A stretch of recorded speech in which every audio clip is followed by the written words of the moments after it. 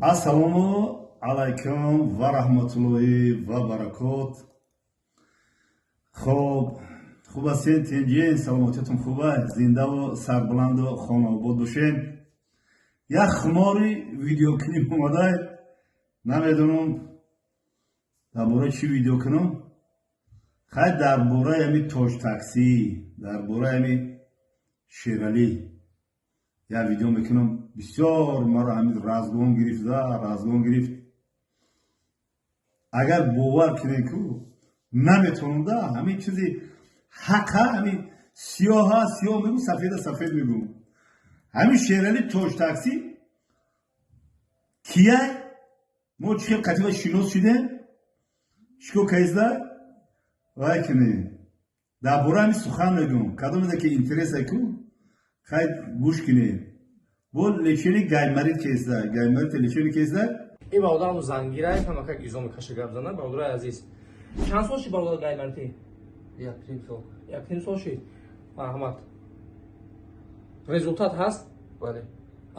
لچینی گایمرید با داروی گیاهی برادر عزیز با دقت گوش کنه بعد سختنیش کنه رویش کنه همه این برادرها الحمدلله پیش ما لچینی گایمرید مدگیان برادرها پاو خارا مراجعت کنه هم برای زنها هم برای مردها.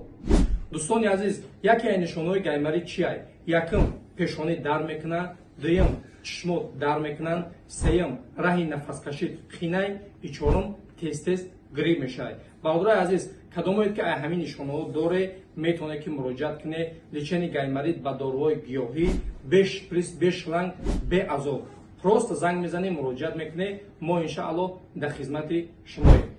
لچینی گایمرید با داروهای گیاهی در شهر مسکو مترو بلامورسکی میتونه که برادرها پاوخارا مراجعت کنه انشاءالله در خدمت شماییم. حاضر میگم که وای دشمنی داره که بخیزم بگم دروغای همه گپوش دروغای گایمرید لچینی که نمیتونه وای نمیتونه وجدانم نمیبرداره برای که یک وقت خدا رحمتی همی ببینم همی گایمریتا لچینی میکرد با همی چیو با او با چی میگفتم کادو ایکو چو کادو میگم کادو هم خیلی هست ایکو درش کوفای همون خاطی لچینی میکرد و خیلی شلنگ نمیموندم اپیراسیون نمیکردم من خودم گایمرید لچینی کردگیم خدا نشونت یادم همون خاطی میکردم با کیم چیل بود طبیبی خاطی همون کادو خاطی میکرد شو کادو خاطی انا کی شیرالی چی خاطی کیس دای بگم همین قبل بگم یگم گپی سختش بگم ناتونسته است بگم شاید دروغه چی در کروخی چی تهمت کام در کار نزدم ما گفتم تهمت نسبتی وای من میگم که دشمن من باشه همین روز گردانم توری گردانم همین وای کنه حقیقت گردانه کو ما پریویت میکنم همین شیرالی کو باور که راست میگم مرا چقدر پاس داد چقدر نکرد نکی راست میگم چه بگم چقدر سفید است یا بگم لچینی گایمرید کیس ده باور که بهترین بود میگه بابا تعریفش میکنم و خیلی خیلی کنم که همون با تعریفم میارزه این مرد ولی شما سوال چه که ایگیجو شناس شده نبود تو شهر دماسکو تو اتوریستون گفت دستی نه من برو اومدم یاد سور شدم میت دیگه ها ما خاطی گپ میزنی با میگین اخیر همین بابا همین پریدگی ها شما اگر غم نتین کو توجی باید بپرا همین پروازی میکنم نه که خیلی میقپین میگین بپرم چون امریکا میرم میغلطم بیجو میرم میغلطم شوری راکتوری خاطی تاج تاکسی ما چه شناس شده یا وقت من ویدیو کردم در رو گفتم که پود بالای گور همین مرا دام چیز میدیدن نکردن دامی تو پود بالای گور بابا تو چه میگی تخت بلوگر گفته یک خلیفه افتی دیدم وای که خیلی همین گابدانی من نمیدونم مخی پیش بابا گام میزدم جوانو تماشا میکردن میگه بابا تو باشه گام نزن حیرون میشم. خیلی بعد ویدیو مرا همین تاج تاکسی شیرالی تاکسی میزبانشی تاج تاکسی میگن و من گرانیسه میبود همین یک گرانیسه ده ایستاده همون چی اجدانی ده ویدیو مرا خیلی تماشا کرده یوتیوب ده بود ویدیو مرا تماشا کرده خندیده است و میگه این مردم میگه من نمیشناسم شدیم این مردم میگه همین خیلی بابا میگه اوخین نه خونه من نه خونه تا نه چی خب یوتیوب هم میخواد تماشا نمیخواد تماشا نکنه یا بابا ما میخواد که در موبایل بلوگرام یا بابا رو باشه همین توش تاکسی نسبتی ما گفتیه چند قریب یکی سال 2 سال پیش انا باید باشه ما گپ زنم ما شوخی کنم ما همین ما وقت خوش میشه ما بابا رو دوست می‌داریم بابا رو نقد می‌بینیم ما همین که همین بابا در یوتیوب باشه و من خرسان شدم باور که همین خیلی سفید مردم چه خرسان میشه ما اینا بسیار نقد دیدم دوست داشتم با نصیب تقدیر دادم و روسیه رفتیم مسکو رفتیم که توش تاکسی اومد دیدم شه ما گفتم میگم فرزند یعنی ردنوی ما همین لخت جگر ما سلام علیکم کردیم گفت که بابا سازی تنجی گفتم تنجی گفت اهمیت نده بابا اهمیت نده گیرید بود هجومش ده قطی هجوم اهم سال هجوم دوره قطی دودارش شیشتم چرچا کرد مهمون داری کرد خیلی مهمون نوازی کرد چی کرد همین خیلی بچه وقتی که شما یه بار مهمون شدن و میدونی که توش تاکسی کیه سگیرو میگن که دشمن شو تعریف دوره خیلی دشمنم نیست با تعریف هم میارزه چیزی مرا میگن که اون با تعریف هم میارزه خیلی بعد ما خیلی وقتی در تماس نبودیم خیلی که بابا دا خیلی اینترنت کمتر سستر میشه خیلی باید نکردیم بعدی کار بود یکی همین ویدیو کرد مرا دا ویدیو کرد غضبه بشون که گفتم رنگی چی رنگی که یک ردنو یاد یک فرزند یک نواسط میخزد تنها و تغرب میکنه که خیلی با مرا باید کردم نه که لحظه گذشتن پس من پشیمون شدگیم میگن که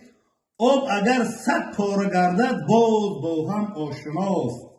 با خدا همه مردمی تاجیکستان رو من نقض میبینم دوست میدونم همه من هیچ کاری جدا نمیکنم همه دوست میدونم خیلی که خیانتکارا و مثال جوانو رو برای بعد میکنم و خیلی برای و عدل نیست نه که همه مردم من نقض میبینم خیلی صحبت های بابگی میکنم باش در اونجا ویدیوشو با گفتم که توش تاکسی چیکو کسی دیدم که گایمری تنشین داره گایمری کسری به نهایت وزبینه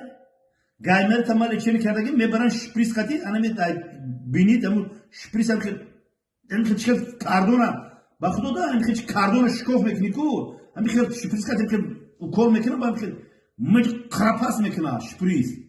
بو میکنم بو همین شپریس دیمه بو میزنه خرپاس میکنم همین میزنم پاس بخوای نوسم میزنه شکوف میکنم فهمیدی همین خدار دای همین گایمری اگر لشین نکنی مینینگیت میشه مینینگیت کسانی رگ میپیشه ماش مرو گفتم پیشونی در میکنه تو در میکنه چشمات مثل در میکنه خیره میشه و گوشو در میکنه سر رو دم میکنه این لچنی شیشه یافته بود مثل گیاهای با گیاه درمانی با گیاه شفابخش لچن شیفته دیدیم که چیکار وای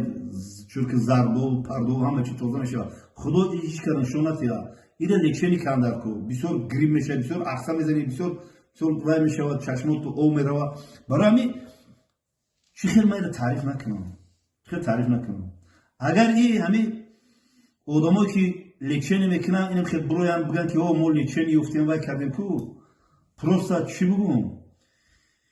این بین یک چیزی نادیره همین شیرالی کیس داره چیزی نادیره که ایده مثل شیفو بیوی کو به شپریس به شلنگ به وای چی سر وای خوبه ایده پیشم میکردم گفتم که گفتم گذاشتم با دیگه گیاه میکردم با کادو پادو میکردم نه که ایده میفته خیلی خداوند همین مهری همین دادیلش وای کرده همین خداوند همین هنر دودهش همین کرده و در پرسیدمش من خیلی پرسیدمش گفتم بابا رو تو وای چه خیلی گفت بابا ما حرمت احترام کلام داریم نسبت تو خیلی هزارا بار بخشش من گفتم گوش کن تو گفتم چه خیلی گفت که خیلی ما رو خیلی بفهم داخل ما رو گفتم یا بابا رو خیلی بابا که ما مسئله رو گپ زدیم وقت خوشید خواستم با اینا ویدیوش کردم دو تا هم خیلی هجوما برای گایمری در مسکو شده یک تا دیگه گفت بابا جان گفت این همین لازم شد پگاه بخبره همه یارو کسری داشته باشی در زرافشان شده این چی گایمری گفت که هجوماش هم اونجا میکشویم و فیتابوچکا و چیورم خیلی همه چی رو گفت میکشویم ما پیشروی میخواهیم ما با این شیرمردای وطن پیشروی فقط خواهیم فهمیدی